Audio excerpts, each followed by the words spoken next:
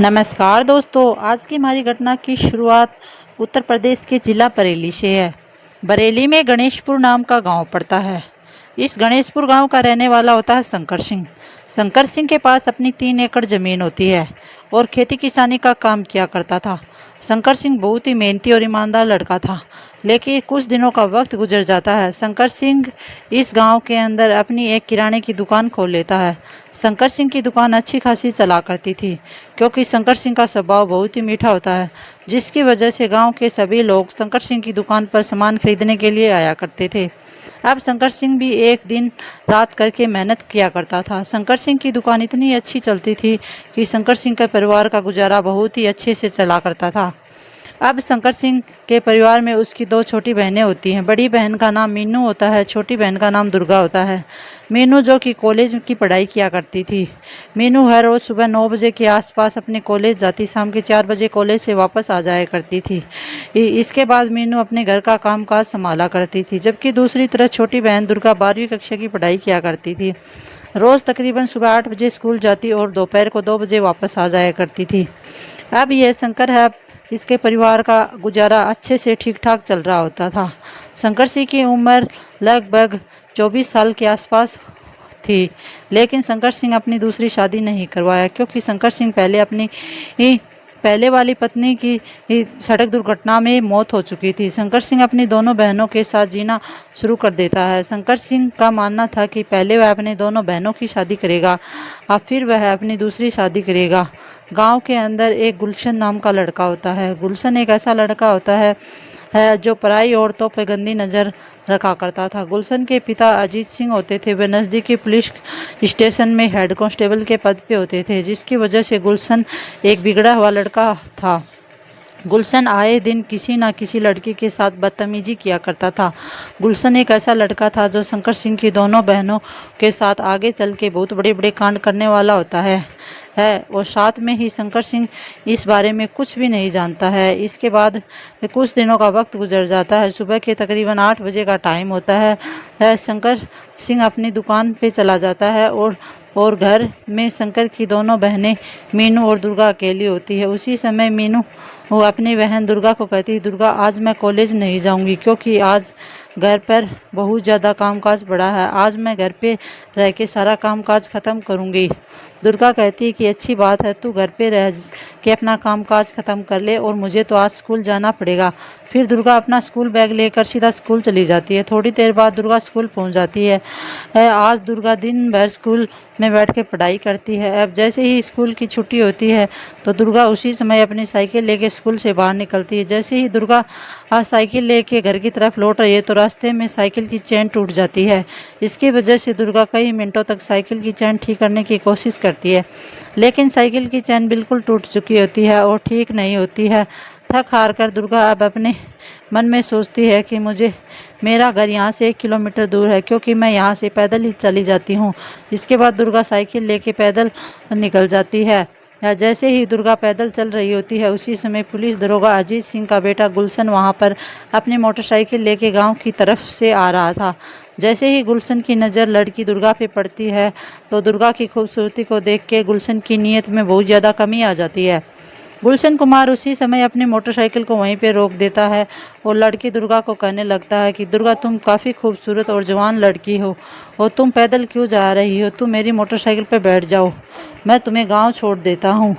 अब जैसे ही दुर्गा की बात गुलशन की बात दुर्गा सुनती है तो वो दुर्गा सोचने लग जाती है कि यह गांव का बिगड़ा हुआ लड़का है, मैं इसके साथ कभी नहीं बैठूंगी। लेकिन गुलशन होता है वह है, दुर्गा कुछ नहीं बोलती, तब उसकी हिम्मत और ज़्यादा बढ़ जाती है। गुलशन कुमार मौके का फ़ायदा उठाता उसी समय लड़की दुर्गा का दुपट्टा छीन लेता है। दुपट्टा छीनने के बाद लड़की फिर से उसे कुछ नहीं कहती है और गुलशन कहता है कि तुम मेरी मोटरसाइकिल पे बैठ जाओ, मैं तुम्हें गांव छोड़ दूंगा। परंतु दुर्गा वह चुपचाप रह जाती है। दुर्गा कुछ नहीं कहती। इसके बाद भी इस लड़के गुलशन की हिम्मत और ज़्यादा बढ़ जाती है। गुलशन कुमार सड़क पे दुर्गा के साथ आपत्तिजनक व अश्लील हरकतें करना शुरू कर देता है। जैसे ही आपत्तिजनक व अश्लील हरकतें करता है तो दुर्गा चुप नहीं रहती। उसी समय दुर्गा चीखना चिल्लाना शुरू कर देती। चीखना चिल्लाना सुन के गाँव के लोग वहाँ पे इकट्ठे हो जाते हैं। अब जैसे ही गाँव वाले इन दोनों के पास पहुंचते हैं तो गुलशन को पकड़ लेते हैं। फिर इसके बाद गांव के लोग गुलशन से पूछते हैं तो वो तुम इस लड़की को क्यों परेशान कर रहे हो। लेकिन गुलशन कुमार एक ऐसा लड़का होता है, बहुत ही चालाक होता है। गुलशन कुमार कहने लगता है मैंने इस लड़की को बिल्कुल भी नहीं छेड़ा है, ना ही मैंने इसके साथ कोई बदतमीजी की है। मैं गांव की तरफ लौट रहा था, ये लड़की मेरी मोटरसाइकिल रुकवा ली और मोटरसाइकिल रुकवाने के बाद ये लड़की मेरे से 5,000 रुपये मांग रही है। मैंने इसे 5,000 रुपये देने से मना कर दिया। तब ये लड़की चीखना चिल्लाना शुरू कर देती है। इसके बाद वह लोग वहाँ पे पहुँचे होते हैं। वह इस गांव के लोग गुलशन की बातों पे यकीन कर लेते हैं। लेकिन गुलशन कुमार और अजीत सिंह पुलिस दरोगा का बेटा है। इसके बाद सारे गांव के लोग दुर्गा को कहते हैं कि दुर्गा तुम एक गरीब लड़की हो, किसी का नाजायज फ़ायदा मत उठाया करो। सभी लोग दुर्गा को ही भली बुरी कह के चले जाते हैं। कहते हैं कि गरीब लोगों का काम यही है कि अमीरों से पैसा हेठना और उनकी बदनामी कराना। फिर जो दुर्गा होता है उसके मन में बहुत बड़ा ठेस पहुंचता है। वह रोते रोते अपने घर पे जाती है और अपने घर पे जाने के बाद सारी कहानी अपने बड़े भाई शंकर को बताती है। शंकर जैसे ही अपनी बहन दुर्गा की सारी बातें सुनता है तो शंकर को बहुत गुस्सा आ जाता है। शंकर एक ऐसा लड़का होता है जो अपनी बहनों के लिए जान तक देने के लिए भी हाजिर हो जाता है। वह जान भी दे सकता है और किसी की जान ले भी सकता है। उसी समय ये शंकर अपनी दुकान से एक बड़ा सा डंडा उठाता है और सीधा गुलशन के घर चला जाता है। गुलशन के घर में घुसकर गुलशन को घसीटता हुआ घर से बाहर खींच कर लाता है। गुलशन कुमार की काफ़ी देर तक पिटाई की जाती है, लेकिन एक गांव वाले बीच बचाव कर लेते हैं। कहते हैं कि तुम्हारी बहन का दोस्त है, तुम्हारी बहन ने इससे कुछ पैसे मांगे थे। और इसके बाद शंकर कहता है कि गुलशन से मेरी बहन ने कोई पैसे नहीं मांगे हैं, ये झूठ बोल रहा है। परंतु जो गांव के लोग कहते हैं कि तुम्हारी बहन झूठी है और वह उसी ने ही गुलशन से पैसे मांगे हैं। परंतु शंकर की बातों के ऊपर गांव के लोग यकीन नहीं करते और कहते हैं कि तुम्हारे गरीब लोगों का काम यही है कि तुम अमीर लोगों को बदनाम करते हो। फिर ऐसे ही दोनों के बीच बचाव करके गांव वाले शंकर को अपने घर भेज देते हैं और गुलशन अपने घर में चला जाता है। ऐसे ही कुछ दिनों का वक्त गुजर जाता है। एक तारीख आती है, 6 जुलाई 2026 का दिन होता है। सुबह की तकरीबन 8 बजे का टाइम होता है। शंकर अपने घर में बैठा होता है। उसी समय शंकर की बड़ी बहन मीनू उसके पास आती है। मीनू अपने भाई शंकर को कहती है कि भाई आज मुझे कॉलेज की फ़ीस जमा करानी है, मुझे आप कुछ पैसे दे दो। तब भाई शंकर हंसते मुस्कुराते अपनी बहन मीनू को पैसे दे देता और मीनू अपनी फ़ीस संभाल कर ले जाती है। और क्योंकि पैसे बड़ी मुश्किल से कमाए जाते हैं, पास में ही दुर्गा बैठी होती है। दुर्गा अपने भाई शंकर को कहती कि भाई 1 महीने के बाद अब भोलेनाथ का त्यौहार भी आने वाला है। हम दोनों भाई बहन कावड़ लाने के लिए भोलेनाथ के दरबार में जाएंगे। अब इसके लिए आपको थोड़े पैसों की इंतज़ाम करेगा। तब शंकर भाई होता है हंसते मुस्कुराते अपनी बहन दुर्गा को कहता है कि बहन तुम फिक्र मत करो, त्यौहार आने में लगभग 1 महीना बाकी है। त्यौहार आएगा तब तक मैं पैसों अच्छे खासे कमा लूँगा। और तब ये बात दुर्गा सुनती है तो बड़ी खुश होती है और हंसते मुस्कुराते हुए दोनों भाई बहन होते हैं वह बहुत बड़े खुश होते हैं। अब जो मीनू होती है अपने कॉलेज चली जाती है और दुर्गा अपने स्कूल चली जाती है और उसका भाई शंकर अपनी दुकान में चला जाता है। लेकिन 10-15 मिनट का वक्त गुजरता है, वहाँ पे एक ऑटो रिक्शा आता है और इसके बाद मीनू उस ऑटो रिक्शा में बैठ जाती है। ऑटो रिक्शा का ड्राइवर से कहने लगती कि भैया मुझे गांव के मुख्य बस स्टैंड पे छोड़ दो। परंतु ऑटो ड्राइवर होता है वह मीनू से कहता है कि मेरा ऑटो जब तक पूरा सवारियों से नहीं भरेगा तब तक मैं तुम्हें ऑटो रिक्शा से गांव के बस स्टैंड पर नहीं छोड़ सकता और तुम्हें यहीं पे इंतज़ार करना पड़ेगा। लेकिन 10 मिनट का और वक्त गुजरता है। उसके बाद जो गुलशन होता है वह मोटरसाइकिल लेकर बस स्टैंड पे आ जाता है। गुलशन कुमार देखता है कि शंकर की बड़ी बहन मीनू भी वहाँ पे खड़ी होती है। मीनू किसी ऑटो रिक्शे का आने का इंतज़ार कर रही होती है। लेकिन गुलशन उस लड़की मीनू को देखने के बाद अपने एक दोस्त पवन के पास फ़ोन कॉल करता है और पवन को कहता है कि पवन तुम जल्दी से गांव के बस स्टैंड पे आ जाओ और साथ में एक चाकू लेकर आना ज़रूर। पवन कहता है कि अभी 2 मिनट में आया।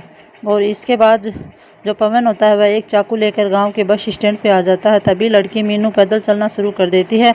गांव के मुख्य स्टैंड की तरफ वह पैदल जा रही होती है। तो इसके बाद पवन अपने दोस्त गुलशन के से मिलता है और गुलशन को पूछने लग जाता है कि चाकू क्यों मंगवाया भाई। गुलशन कहने लगता है कि देखो, शंकर की बड़ी बहन मीनू कॉलेज में जा रही है, इस लड़की को बीच रास्ते से उठाते हैं और इसको सबक सिखाते हैं। इसकी छोटी बहन दुर्गा ने मेरी बहुत ज़्यादा बदनामी करवाई है और इसके भाई ने मेरी बहुत ज़्यादा पिटाई की है। इसके बाद पवन और गुलशन दोनों मोटरसाइकिल पर बैठ जाते हैं।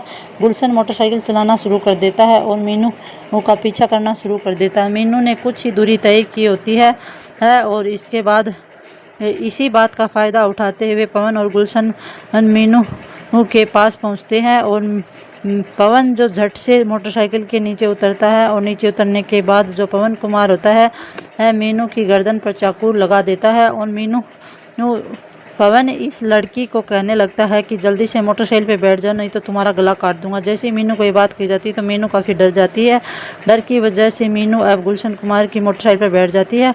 मोटरसाइकिल पर बैठ जाने के बाद गुलशन कुमार अपनी मोटरसाइकिल चलाना शुरू कर देता है। गुलशन कुमार गांव की शमशान की तरफ चला जाता है। गुलशन कुमार ने उस मोटरसाइकिल के माध्यम से अब उस लड़की मीनू का पूरा फ़ायदा उठाने वाला होता है और वह मोटरसाइकिल को लेकर शमशान की तरफ चले जाते हैं। शमशान की तरफ जाने के बाद शमशान में एक मकान बना होता है। मकान में जाकर और उस लड़की को नीचे उतार लेते हैं और लड़की का दुपट्टा छीन कर लड़की के हाथ पैर उस दुपट्टे से बांध देते हैं। अब गुलशन कुमार और जो लड़का पवन होता है वह उस लड़की के साथ गलत व गंदा काम करना शुरू कर देते हैं। जब तक दोनों की इच्छाएं पूरी नहीं हो जाती तब तक उस लड़की मीनू के साथ गुलशन कुमार और पवन कुमार गलत काम को अंजाम देते हैं और ये लड़के दोनों तब तक भी नहीं रुकते और जब तक इनकी इच्छाएं पूरी हो जाती हैं तो इसके बाद उस लड़की की आपत्तिजनक व अश्लील वीडियो बना लेते हैं।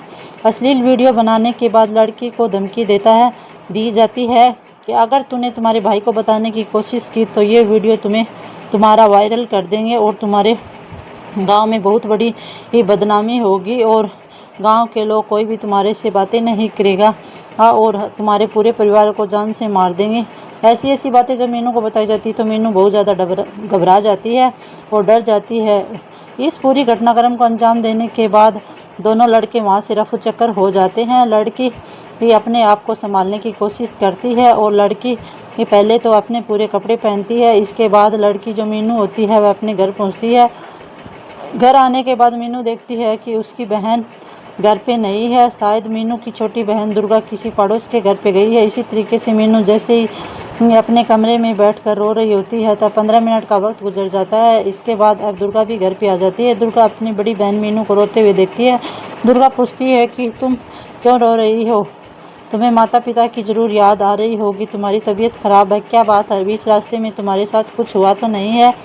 अब आज कॉलेज का दिन कैसे हुआ? दुर्गा ये सब बातें पूछने लगती है और दुर्गा को कुछ गलत होने का महसूस होता है। तब दुर्गा अपने भाई शंकर को बुलाती है और शंकर को कहती है कि बड़ी बहन मीनू घर पे रो रही है, पता नहीं आज उसको क्या हुआ है।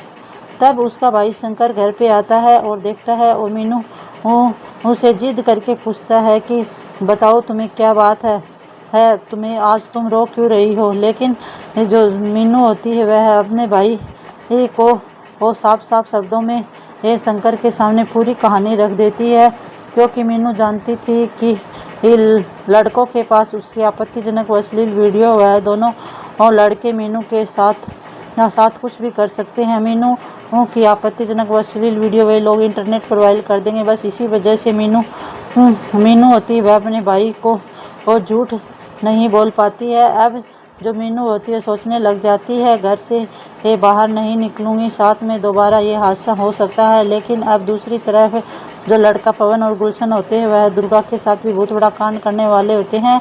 अब वह दोनों लड़के दुर्गा के साथ कांड करने के बारे में सोचते हैं।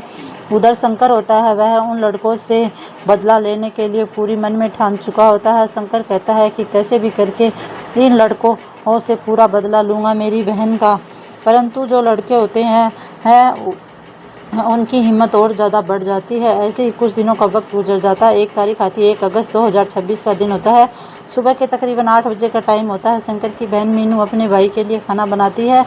इसके बाद शंकर खाना खा लेता है और अपनी दुकान की तरफ चला जाता है। छोटी बहन दुर्गा अपने स्कूल नहीं जाती है। मीनू अपनी बहन दुर्गा को कहती है कि आज तू स्कूल क्यों नहीं जा रही। दुर्गा अपनी बड़ी बहन मीनू को कहती है कि मुझे घर पे ज़रूरी काम है, तुम आज मेरा काम कर देना, कल मैं स्कूल जाऊंगी। ऐसे ही 15-20 मिनट का वक्त गुजर जाता है। घर के दरवाजे पे दस्तक होती है।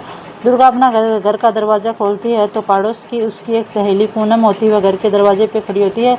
पूनम अब दुर्गा को पूछने लगती है कि दुर्गा, अब हम कावड़ यात्रा लेने के लिए जा रहे हैं, हर साल की तरह हम कावड़ लेने जाएंगे। दुर्गा खुश हो जाती है। दुर्गा कहती है कि मैं अपने भाई शंकर के साथ जाने वाली हूँ। इसी तरीके से पूनम खुश हो जाती है। लेकिन मीनू अपनी बहन दुर्गा को कहती है, दुर्गा तू कावड़ लेने अब नहीं जाएगी क्योंकि तू बड़ी हो चुकी है, जवान हो चुकी है। लेकिन जो दुर्गा होती है वह अपनी बहन की बातें अनसुनी कर देती। इसके बाद दुर्गा अपनी बहन मीनू को कहती है कि मैं भाई शंकर के पास दुकान में चली जाती हूँ और अपने भाई शंकर को कहती हूँ कि भाई कावड़ यात्रा लेने के लिए जाना है, कल ही हम कावड़ यात्रा लेने जाएंगे, तुम्हें भी हमारे साथ चलना होगा। भाई शंकर कहता है, देखो बहन, तुम्हें कावड़ यात्रा पे नहीं जाना है, तुम कावड़ यात्रा के लिए नहीं जा सकती क्योंकि अब तुम बड़ी हो गई हो और अब तुम्हें घर पे ही रहना चाहिए।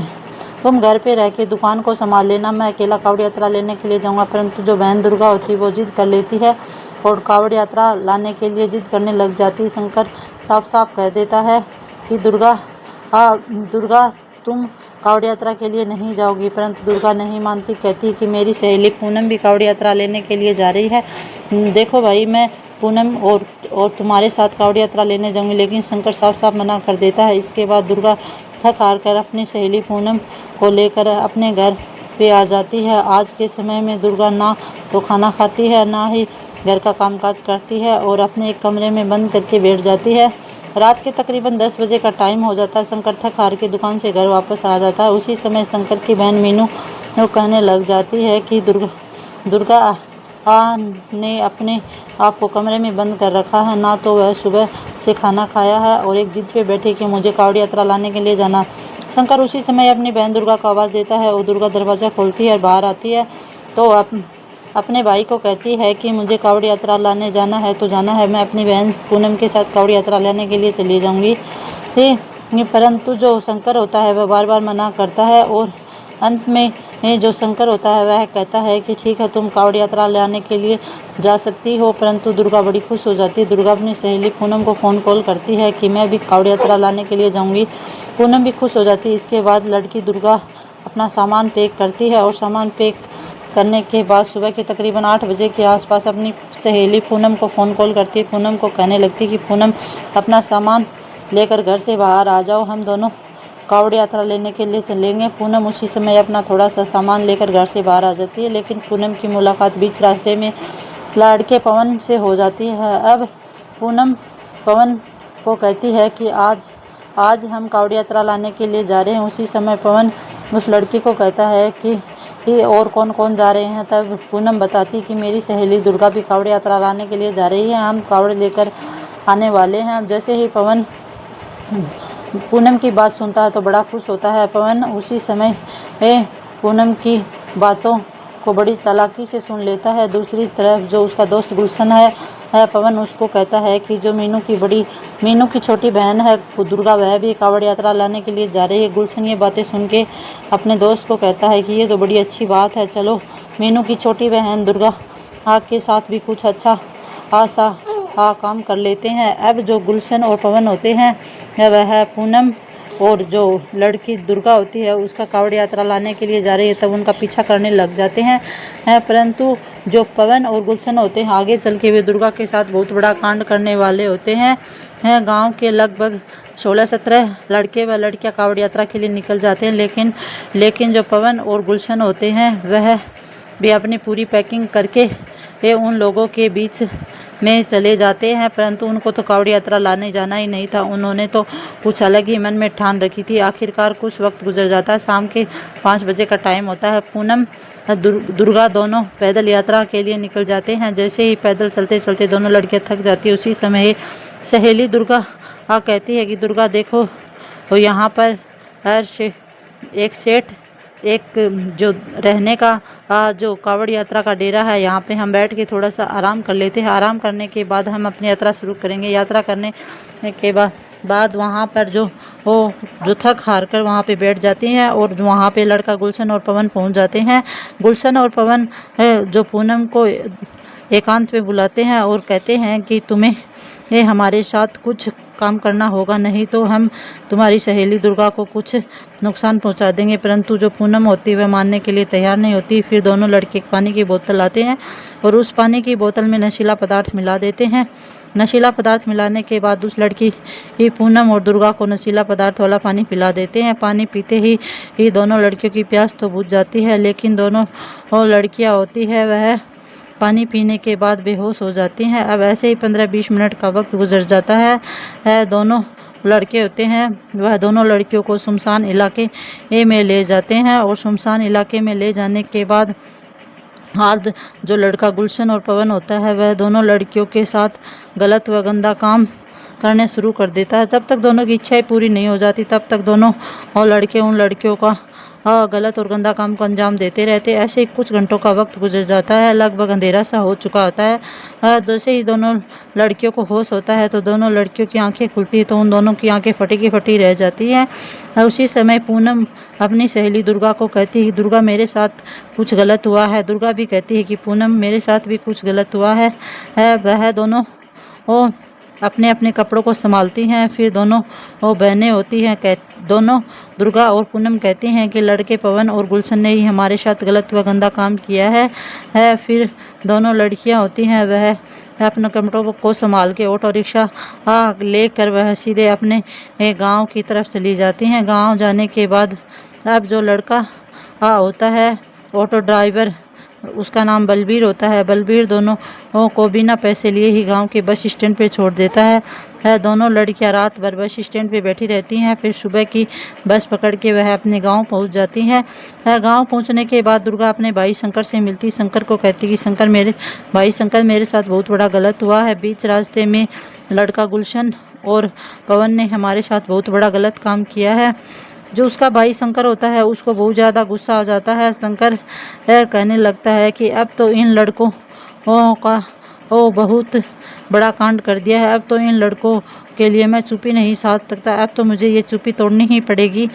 फिर जो लड़का शंकर होता है वह अपनी बहन दुर्गा की पूरी बातें सुनता है। पूरी बातें सुनने के बाद तकरीबन 15-20 मिनट का वक्त गुजरता है और अपने घर में एक रखी कोने में तलवार उठाता है। तलवार लेके दोनों लड़कों को पूरे गांव में ढूंढना शुरू कर देता है। जैसे ही वह दोनों लड़के गांव के एक ठेके पे बैठ के शराब पी रहे होते हैं, शराब पीते हुए दोनों लड़कों को उठा लेता है। उठाने के बाद दोनों लड़कों की गर्दन को तलवार से काट देता है। दोनों लड़कों की मौके पर मौत हो जाती है। तकरीबन वहाँ पे गांव के लोग इकट्ठे हो जाते। इकट्ठे होने के बाद एक ग्रामीण ने पुलिस स्टेशन में फ़ोन कॉल कर दिया था। फ़ोन कॉल करने के बाद वहाँ पे 1 घंटे बाद पुलिस आती है तो देखती है कि लड़के गुलशन और वो पवन की अधकटे शरीर की धड़ वहाँ पे पड़ा होता है। पुलिस दोनों का शव हिरासत में लेती है और पोस्टमार्टम के लिए भेज देती है। अब जो लड़का शंकर होता है उसको पुलिस गिरफ्तार कर लेती है और शंकर ने अपना पूरा माजरा पुलिस के सामने रख दिया और पूरी घटनाक्रम पुलिस को सुना दी। तो दोस्तों उस लड़के शंकर ने जो गलत किया या सही किया आप कमेंट बॉक्स में ज़रूर बताना। तो दोस्तों ये घटना सुनाने का पीछे मेरे उद्देश्य से किसी की भावनाओं को ठेस पहुंचाना नहीं, न ही किसी के दिल को आहत करना, न ही किसी के दिल दुखाना है, परंतु आप लोगों को सचेत करना है, जागरूक करना है, सावधान करना है। तो दोस्तों फिर मिलेंगे एक ऐसी ही नई घटनाक्रम के साथ। तब तक दोस्तों अपना और अपने परिवार का ख्याल रखना। राधे राधे दोस्तों, जय हिंद, जय भारत, वंदे मातरम।